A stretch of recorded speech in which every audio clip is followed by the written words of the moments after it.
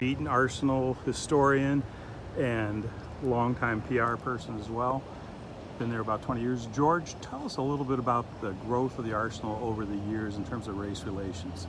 Before the Arsensl was founded, which was in 1862, we had the Dred Scott case. Part of that is here in the early 1800s because a army surgeon, one of his slaves, was Dred Scott, and so he had him here in free territory. And so the Dred Scott case doesn't talk much about Rock Island for whatever reason, or for Fort Armstrong. It talks more about Fort Snelling, but still, that was here.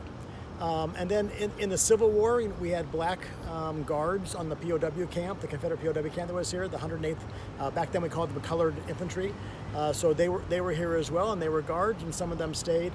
And then after 1865, we know we have our first long-term black employee. His name was Milton Howard, and he worked in the 1920s.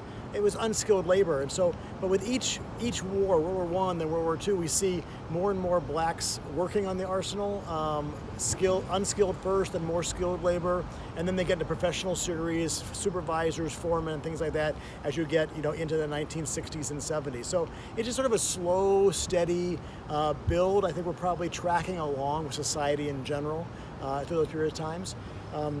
I was asked if there was any problems, and our local records don't reflect any problems, no riots, no protests or anything on the Arsenal itself. But we live. Arsenal employees are mainly civilian. We mainly live in the Quad Cities, and so our workforce, black and white and all color, live in the local community as well. And so whatever's going on in the local community is reflected on the Arsenal as well. It's just probably maybe